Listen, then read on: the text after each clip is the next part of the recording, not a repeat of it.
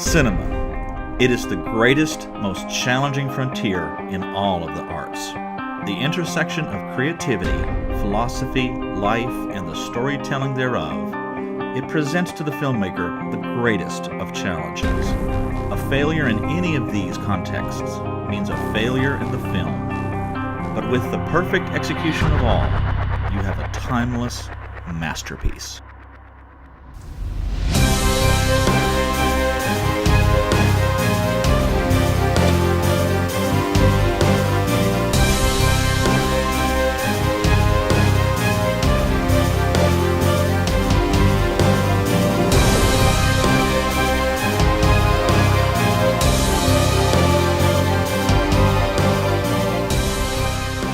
Well, Ryan, I believe it's time for another episode of Beckner and Lipscomb at the movies.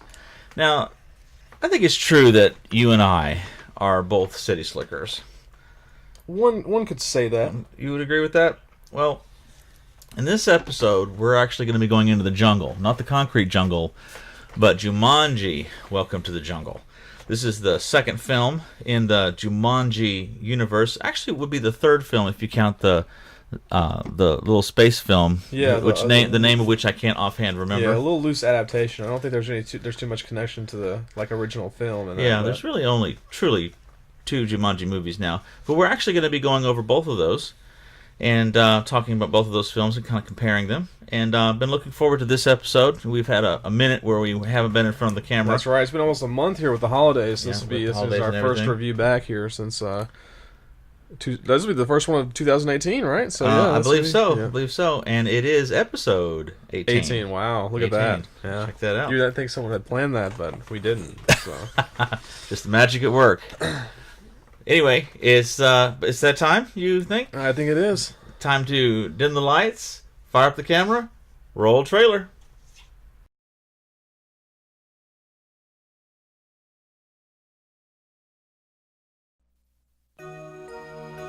I'm glad you decided to buy this place.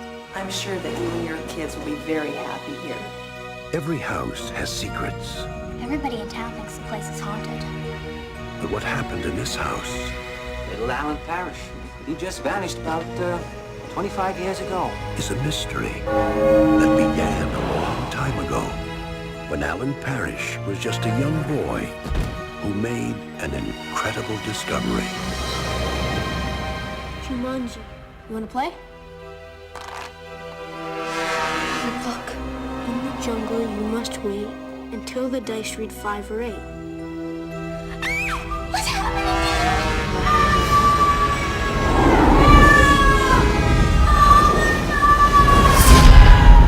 26 years later, Peter and Judy Shepard are about to play the same game and make an incredible discovery of their own. Are you Alan Parrish? Yeah. Oh my gosh. Everyone thought you were dead.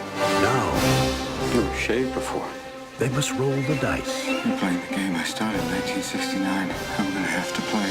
and finish the game together. It's not my turn. Whose turn is it? Sarah Whittle?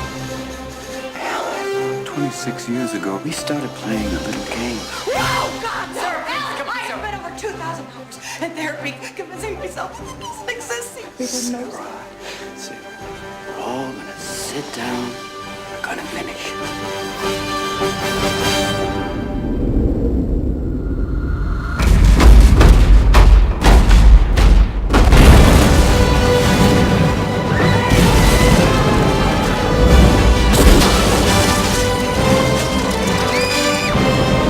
Now for an update on the extraordinary events unfolding in Brantford, New Hampshire.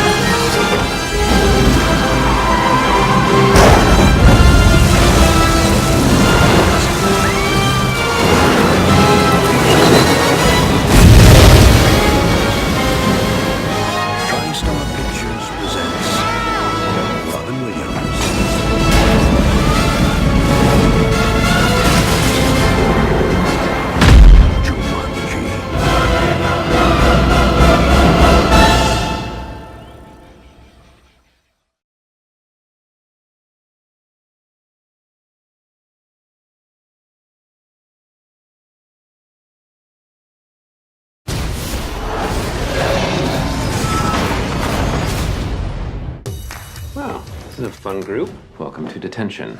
Spencer, Bethany, Fridge, Martha. You're all here for a reason. Hey, person walking. You should be thinking about who you are and who you want to be. You'll have plenty of time to figure that out while you're cleaning out the basement. Are you gonna help, or are you too pretty? I'm too pretty. Yo, what's this? A game for those who seek to find a way to leave their world behind. Jumanji. You pick a character and you're that person in the game. Which one do I pick? I don't think it matters that much. Bruce Finbar. Sounds like a badass.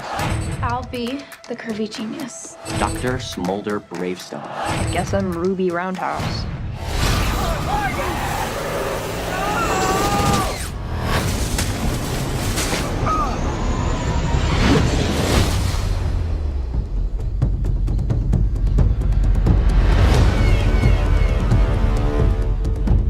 Guys.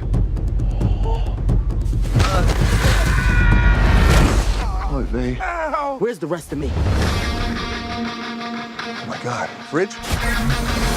Yeah, I'm Fridge. Who are you? It's me, Spencer. Who is she? Martha?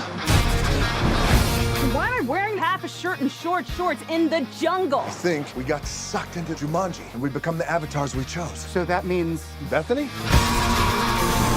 Holy Bethany. Don't look at it! I'm an overweight middle-aged man. I don't have my Claritin, and all I see around here is pollen. Well, I don't have the top 2 feet of my body! Damn, that is a man right there. Don't cry, don't cry. Don't cry, it's gonna be okay. Welcome to the jungle. This is a video game, which means we all have special skills. Why am I running so slow? That was so intense. I can't even with this place. Watch your step in here.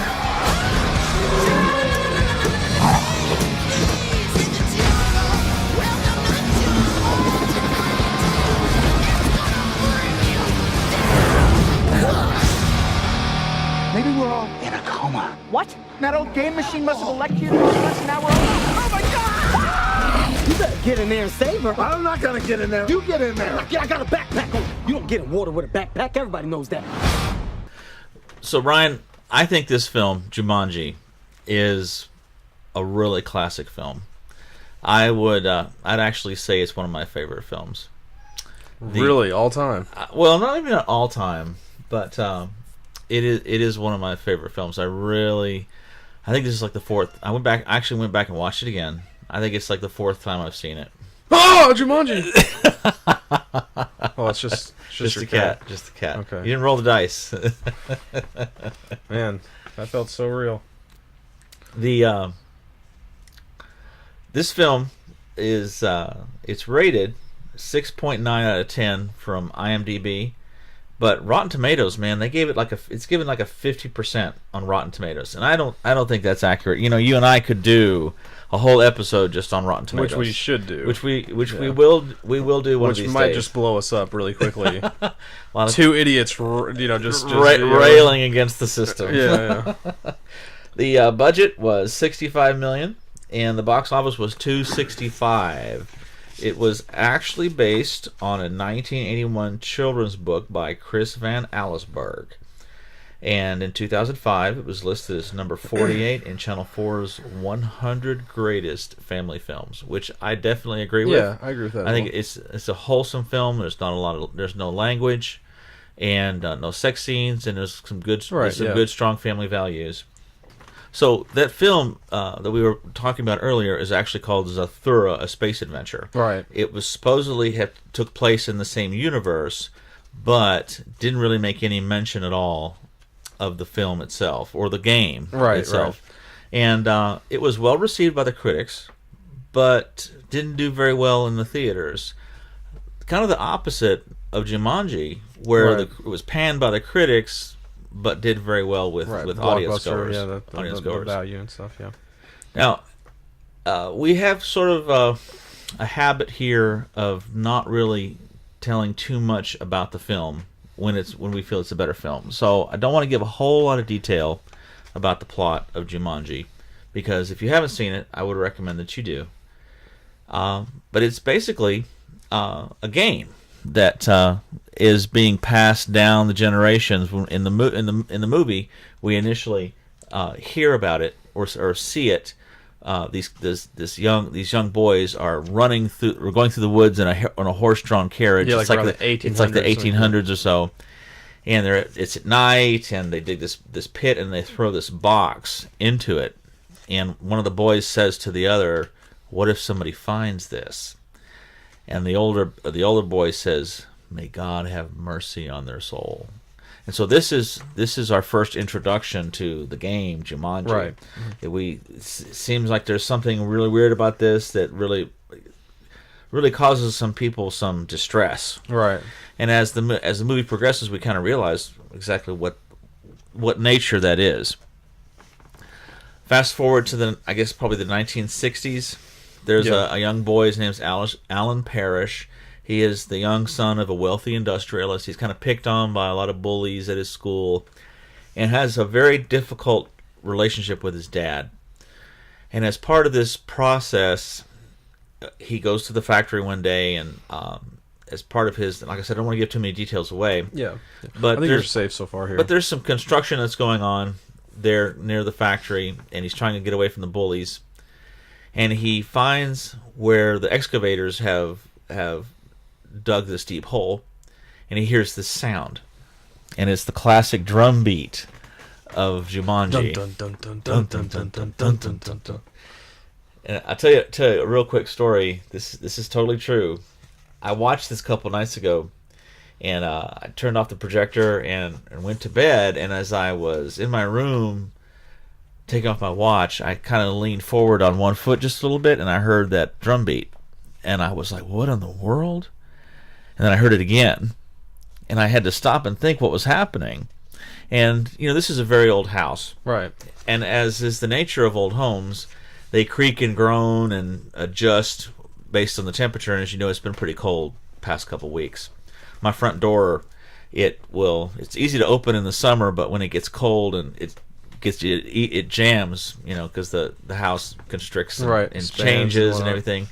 Well, I guess the temperature was just right that when I put so much weight on that part of my hardwood floor, the intake register next to it in the basement, the aluminum baffling bent in just a certain way. Oh, wow. And was popping and making that drum don't. And I sat there and I was like, Jumanji. Yeah, you're just losing your mind. I was like, I'm losing my mind. Yeah. I was like, I'm not going in the basement to find this game and play it.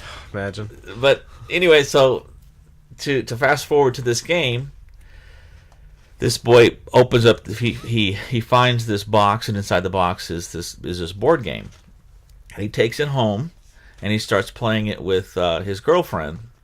And that's a little bit of the plot. She comes by to bring his bike back where the bullies had stolen it from him, and they start playing it. And you come to find out this is sort of a magical game that every time you roll the dice, something happens.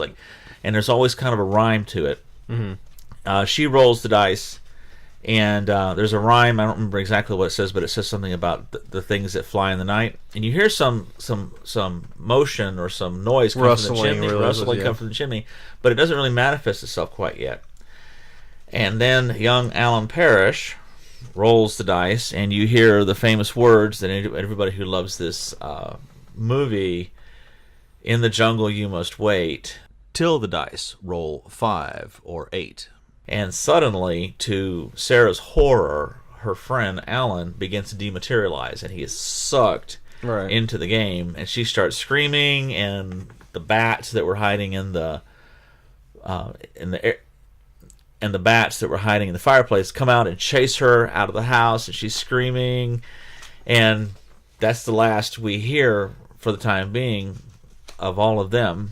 So it fast forwards to, I guess, probably 1995? Right, yeah. And maybe exactly the year it was taking place. And you would have been 5 years old? 5 years, yeah. 5 years old. And this house is being sold at a very cheap cut rate price. Right. And to this lady who's opening it up as a bed and breakfast, if I remember correctly. And she has two children that are orphans from her, I guess it was her brother her brothers that were her brother's children. They were killed in a car accident. Right. And she's taking care of them. And long story short, they find the game and they get sucked into it as well. And just mass chaos. Right. And they have to finish the game to bring everything back. And so the rest of the movie is all the madcap adventures of this game. Like one of the things that it does is it actually creates a flood, and the whole house fills full of water. There's plants that try to eat you. There's a whole stampede of buffalo that blow through the whole house gets completely destroyed. The lion that tries to eat them. Yeah. I would love to. We really should have made a list of all the different roles that they made and the rhymes that were a lot of them were pretty cute. Right. Yeah. But the film overall, I think, is a great film. It really embodies what I would consider classical family values in a non-cheesy way, but that's entertaining. The relationship between the young Alan Parrish and his father. And the one thing I would say about this game is that it's sort of it has the whole trickster dynamic, in that it's causing all this chaos, but in the end, it's kind of a creative chaos. Because once you finish the game, at least in these two films, it's moving things forward. They're better than they were before. Right, yeah. It's a bit of a metaphor for life. You go through a struggle to bring yourself to a place to where you can, do better and whatnot. That's one of the neat things about this film. Yeah, I really like that, as well. We have like 6. Well, before we get into that, let me say a few things about this that I think are important to say. Okay. For those of you who haven't seen this movie or are somebody that watched it years ago and haven't really went back and revisited, the special effects in this film do not hold their value at all whatsoever. So you will be sorely disappointed with that. It's very, very 95. You can tell through the special effects. I may have told you this before, but when I upgraded my television for the first time to like a flat screen 55-inch that I bought for $300 at a pawn shop, I actually thought, well, now that I've got a really cool television, I'm gonna go through my library of DVDs here and find something that'll look good on it. Mm-hmm. So I chose two films. I chose 2012. Okay, right. And this film. Actually, I think this was the film I watched first. Right. And I was really disappointed. Yeah. And I was like, I realized, wow, this is one of those films that just the special effects does not translate. Right, yeah. And if you look at it, you can actually tell that the makeup on these actors is such. You can see like a red hue. Right. They're actually colored. They and I had read this that when especially when the DVDs came out in the higher definition, that they had to change the way they were doing makeup in movies because the makeup was showing predominantly in the higher. Of course, there's memes about this too, where that guy puts the glasses on and sees something completely different. Right. Yeah. Most of those are pretty crass. We won't go into any of those. Right. The other film, of course, was 2012, and I was much more impressed with the quality on that. But that's a whole different story. But yeah, you're definitely right. It doesn't hold up, but at least in that aspect. But that's the biggest criticism I would have. Yeah, and they couldn't have foreseen the huge changes and we'll have the same problem as we really make the jump en masse to 4K. Right. As more and more of the movies come out.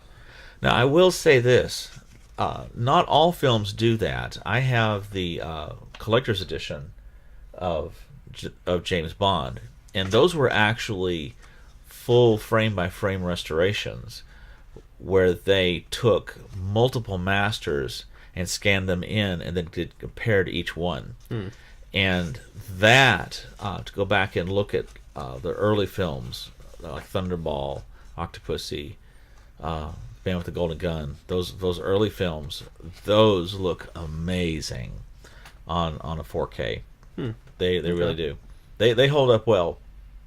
But that's quality in the frame that's been captured on film. Right. These were effects, and they renders differently because you can't create information with special effects. The monkeys and such as that, they're going to degrade as they get bigger.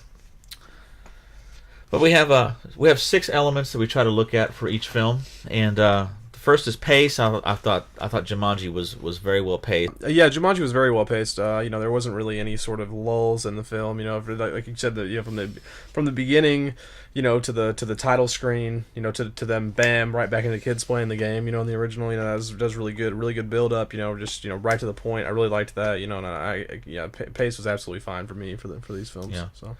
Dialogue was really good. Very good, for this sort of thing. I love the little rhymes. One of my favorite scenes in this film is when they sit back down 25 years later, because as these kids are playing the game, one of them rolls 6 or 8, and Alan Parrish, played by Robin Williams, walks in and he's got this jungle outfit on, right. And he goes, "Did someone roll 6 or 8?" Right. And so he joins the party, and they realize they have to go get Sarah. Right. And to continue the game, and as they sit her down and they pull out the game, she freaks when she sees that game. She's like, "Oh no!" She tries to run away. That was very well done. The story, I think, is very unique and it has a lot of originality. I get high marks for that. The characters, you really fall in love with the characters. Yes, yeah. The black guy was maybe a little overdone, but this was more. This was the slapstick kind of. Right. Yeah. That, like the car that's completely destroyed. I think they were kind of channeling the Blues Brothers there a little bit. Yeah. Same fate as their car. Acting was really good. Yeah, very good. Yeah. And Robin Williams, he brings such a warmth. To the screen. Everything he's in, is just usually just top of the line. It's unfortunate that we lost him as early as we did. Yeah. We lost him. Yeah. There's a very poignant picture. It's the last photo that was ever taken of him. I guess he had stopped and went down to like an ice cream shop, if I remember correctly. It was close to one of his treatment centers or something like that. If I don't remember the details, but it was a fan who saw him, and it's one of those poignant moments where, like, what if somebody had reached out for someone that was so full of life and so full of energy to have felt so helpless at that point in their life. And that's it's amazing to watch these people who can light up a screen with so much energy, and yet in their own personal lives sometimes there is such emptiness. Yeah, it's insane. I'll tell you, this is maybe a little bit of a distraction, but Peter Sellers, who played the Pink Panther in all of those films, love the Pink Panther films. If I ever actually have some type of crippling depression, I and this is not to delegitimize or badmouth people who have legitimate depression, but when I'm feeling down, I should say, I will watch the Pink Panther movies and just laugh till I cry. But that man was straight up hideous to his kids. Actually, destroyed a train set that one of his sons was playing with, just pretty much just to do it. Wow. And from what I understand, right, yeah. And so he was basically a very, very cold individual in real life, but on screen it was completely different. And the effects, which we talked about a little bit, they were good for what they were, and the film is actually dedicated in the end to Stephen Del Price, who was the special effects supervisor, and he passed away before the film was completed. Interesting. But the film, I think, stands on its own. It's kind of curious why it's taken this long to do something else. Well, for me, I sort of am not surprised. This movie is really a true classic. Just such great original screenplay here. Screenwriting, in my opinion. Like I would be interested to know if those drums that we hear that have become the benchmark of Jumanji, right? Was actually originally included in that original story that was written. Like those sort of things, and the addition of Robin Williams for this. I can't think of a better actor to have played that role. There's so many things that make this movie just so genuine in so many ways. It doesn't really make me. I mean, for someone to be going back and trying to redo this film, I think this isn't your Nightmare on Elm Street or your whatever cheap knockoff remake we get nowadays. This is a classic in American cinema, and it was a bit of a gamble, or a bit of taking a pretty big risk to be able to to try to do this film. But I was impressed with the second one here. I mean, we'll talk about that more in just a few minutes. But for me, just really really good story writing, really good screenwriting for this, and it gave this idea a good face. Yeah, I agree. So to go into the second film, Jumanji, Welcome to the Jungle, You want me, 2017. as a millennial, to take over this millennial film for you? It was a little bit disturbing to me. I read a statistic there that there was, the vast majority of the people that were going to see this film, or what it was marketed to, was a generation that would have never even been alive during the first one, which is sickening to me. I was just sitting there like, I'm 27 now, and I was sitting there thinking like, Jesus, man, like that's scary to think about, But times are moving on, But yeah, that was pretty intense. Whenever I saw that, I was like, man, I'm getting old. Can't imagine how old you felt. I brought my cane, right? And my fedora, when I was hot. But yeah, the second anybody that watches these reviews knows that this is not a Ryan film. This is not something I was super gung ho to go out and see on opening night. Actually went to go see this because somebody else really wanted to see it, and I was pleasantly surprised with this, man. I mean, this is really solid, really well put together. It had some really intelligent humor in it. It applied. Where Matthew said, I of course don't want to give away too much about this new film itself, but a couple new changes with modern technology. We see this board game transform into a video game in this one that is, basically has the same format as the classic board game, more or less. And that gave some of us pause. Yeah, there were some people that were like super tilted about that were like losing their mind, like, how would they do this? This is going to ruin this image for Jumanji forever. You can't just do that. But I think that whoever's idea that was. Like I said, it's a bit of a risk, but they executed it, in my opinion. It was very effective. Yeah, there were several things. There was the moment there where it starts off as the board game, right? Yep. But then actually flips to where you see it transforms itself. Yeah. And there was another very interesting aspect that wasn't verbally, but you had to take note of it. That the first boy gets sucked into the game is at his house. Mm-hmm. And then the kids get sucked into it at school while in detention. And did you notice the box that they pulled the video game out? It says donations. Wow. No, I didn't notice that. That's how the game got there to the school, because his parents cleared out all his stuff in his room when he went missing. Oh, right. And it went to interesting. That's pretty cool. I'm glad you noticed that, because I didn't notice that. That's a good little tidbit there. Yeah, that's good. Well, yeah. So we see, like Matthew said, all of a sudden we have four new characters, four players. They're high school kids that are all in detention together. Some of them are they have this interesting we have this interesting dynamic.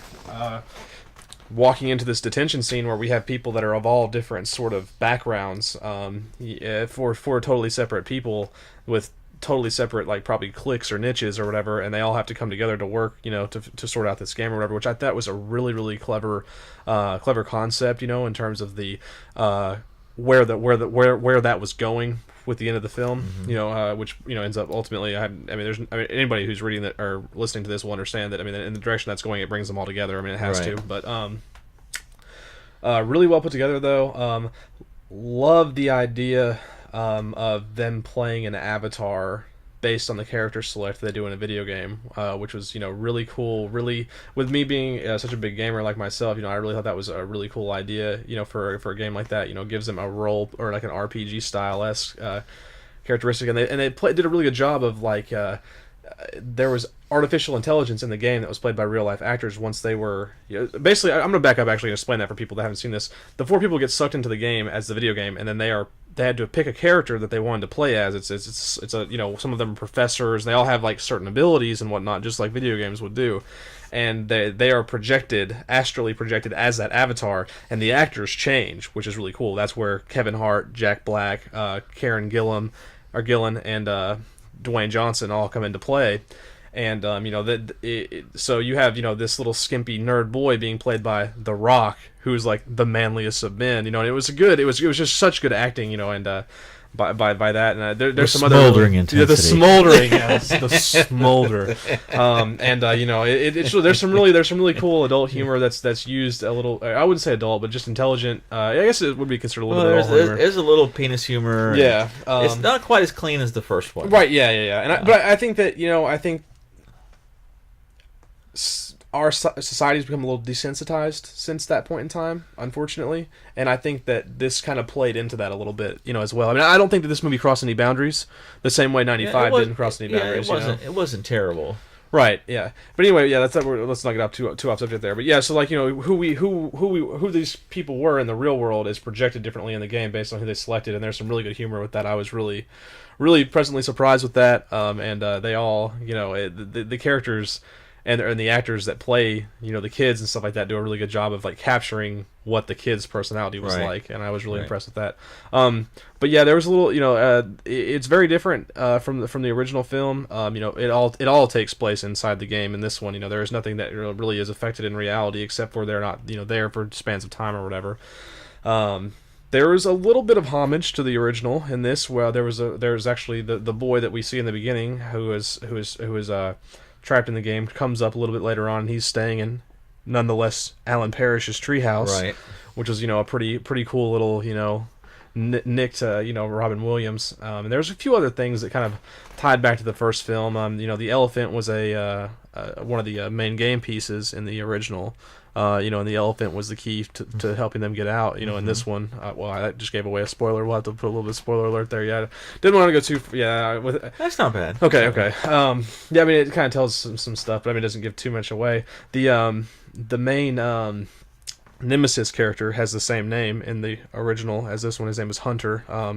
That was a little something else that was a little bit of tidbit to the original. There was a few other things that real true fans will kind of see where they pay homage to the film. So I think the acting in this one is this movie also had very good screenwriting for the route that they went with it. But I think the acting is what really carries this film.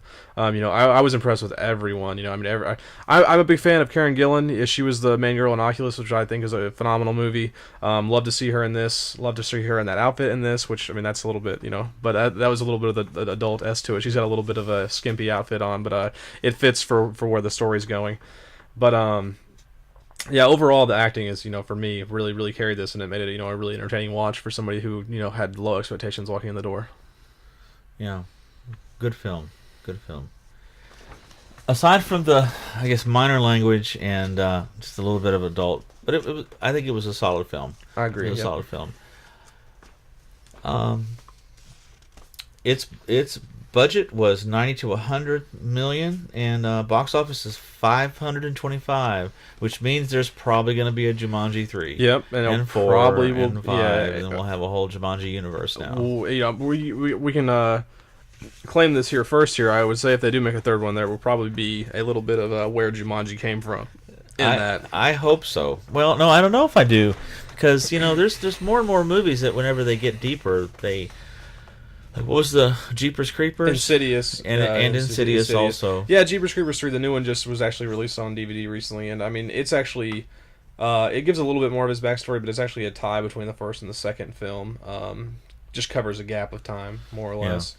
But yeah, Insidious would be a really good one for that, and it unfortunately was a compared to the first two, in my opinion. So, but here we are learning the history of it, which is pretty common amongst Annabelle, the creation, right. And like all this, Right.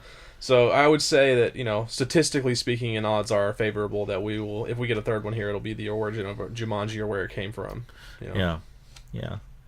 So pace was good, I think, in the second film. Yeah, there was a little bit more lull in this one than the original, I would say, in my opinion. It wasn't quite as action packed in the initial part of this film as the first one was. Once it got going, though, once they got into the virtual world and everything like that, it kept the ball rolling pretty well. So yeah, dialogue had a lot more snark to it, I think. Yeah. Again, though, I think it was better than the first one, in my opinion. I know that you have that, that you like the rhyming and the rhyme scheme and things like that. Just there was just some stuff in this one to me that just actually had me rolling, and the smolder, if you see the film, you'll understand what we're saying whenever we say that. But there was just, they matched the level of. Or the high standard that the first one set out for dialogue of this style of film. It was just done in a different way, in my opinion, and I thought it was just as effective, just in a different way, which is what I think particularly films that are revisitations like this one should do. There should be your ties to the original, but there should be a whole new branching of intelligent ideology in terms of a new story and new original concepts without just beating another idea into the ground. Right. And this film, I think, did that perfectly. I couldn't ask for more. This wasn't, like I said, this wasn't your Friday the 13th remake, or this wasn't like your... I can't think of any other ones off the top of my head, but, this was a really solid revisitation. Sort of like it had its own new elements to it, but it's still tied back to the original, and that's what I think the direction these things should go. Yeah, so in terms of story, it was unique and it took the story and did a little bit more originality. It had a little bit more originality to it, and that was a big risk, but I think they pulled it off. Yeah, I mean, when I first like we talked about, when I first saw that, I was like, oh my goodness, they're just gonna trash this. It's gonna be Ghostbusters with women. Yeah. It was not a troll though, as we argued that was. Yeah. You should watch that episode. Characters, do you think they were written? I think they were written around the actors. I think they had 100%. That was so good in my opinion. I don't want to spoil anything here, but there's a lot of good. Kevin Hart and the Rock are actually best friends in real life. They're actually really, really good friends, and there's all sorts of stuff across their social media platforms where they dig at each other and like crack jokes and roast each other and things like that. And even some of that was applied to the film, and you have to really be kind of like following those social media things to be able to see that. But there was like joke references to those things that were in the film intertwined, on a dream within a dream, like Inception. But it was just on top of what was going on with the character change between the kids and the adults, there was also that external real life humor between those two, and that might have just happened on set. That might not have been something that was planned in the script or whatever. But it was a cool little added element as well. It was sort of weird because it was almost as if they were out of character but in character at the same time. And I thought that was really, really interesting. I read somewhere in a review that Christopher Walken, the iconic character, that he hates it when scriptwriters write bits just for him around his personality. He calls it Walkenization, and he's turned down several roles that were written so specifically for his classic character. Right. Yeah. Because he apparently, at least in his own personal taste, hates that. Right. Yeah. Acting was, I guess it was, but it wasn't terrible. I thought it was super good. It was super good. I believed that The Rock was that little kid. I believed that those characters were those people. Whenever Karen Gillan had to do that girl scene where she was like, getting shown how to be a woman and flirt with these men, I believed that she was the little girl that we saw. You know what I mean? Like that was such good. That was so good. And they kiss for the first time. It's like yeah. Be honest, was that how your first kiss was? No. A pro from the beginning. Okay, it was never ever like that for me. More than once. No. And effects in the film. I don't know if there was any special effects per se that stood out. The CGI was average. There was CGI in the film, obviously, but it was pretty average. There was one scene, and I remember while I was watching it, I was kind of judging it. And that was the stampede, right? Which is also when they're in the helicopter, right? Yeah. And there's several. I'm trying to remember the movie where again they just did a terrible job in the CGI, and it was something very similar. It might have been one of the Jurassic Park films where they just really did not hit the mark in a stampede, and you can almost tell that it's very contrived looking. Right. Whereas this was realistic as one might assume. With CGI, and the Rock reaching up and fixing the helicopter mechanism in mid-flight. But it was doable, as much as would be expected of a film like this. Right. Yeah. Now, to contrast the special effects in this film with just briefly, probably one of the next films that we're going to do, and that's Darkest Hour. That film has amazing special effects that aren't really special effects per se. They're not computer generated. Mm-hmm. Just that film makes amazing use of shadow Okay. And just that whole film is just amazing in and of itself, the way that they do the effects in that film. Okay. And that to me, that film stands out itself, and that'll be our next review. That film stands out of just using the simple things to achieve so much. But again, we'll go into that. We'll go into that film, and that's a burden, I think, of so many modern films now. The special effects have gone so far and have so much capability that we expect so much out of them. And at the same time, yeah, we could go into like a 4-hour talk about how, you know, most films rely heavily on that stuff now and have lack of story. I mean, we could go on and on about that. I mean, right. I think we would be chasing a rabbit we don't want to chase right there. But so anything else? No, I think we pretty much covered everything that I would say about this here. You know, like I said, go see it. You will be entertained. You know, this was a, you know, this is a film I think that was designed to be, you know, strictly entertaining. You know, I don't think it was as directed per se in the same direction as the original. But you know, like I said, in its own right, it is just as effective. And you know, I really, I mean, I think it deserves every bit of money that it's made so far. You know, the $500 million or whatever it is in the budget. You know, I mean, really fun movie to go see in the theaters, and you know, really worth the watch. Yeah, I definitely go watch it in the theater, but also go to Best Buy or wherever and pick up a copy. Or it's not on Netflix. I did check that. Oh, okay. I think you can rent it on Google. Well, yeah, surely. I mean, of course you can. Yeah, you can probably rent it on so many different like pay to rent platforms. But that movie is also worth having. Right? Of course. That's a great film. Yeah. In terms of quality, that first film, I'm gonna give it a 9. I'm gonna give it a 9. I don't think it's like a blockbuster, just amazing film. Like Forrest Gump would be a 10 for me. Yeah. I think it's a 9. It's a really good film. For a dark horse film too, you know what I mean? Like it wasn't supposed to be as good as it was, you know. Yeah, exactly. The second film, I give like an 8.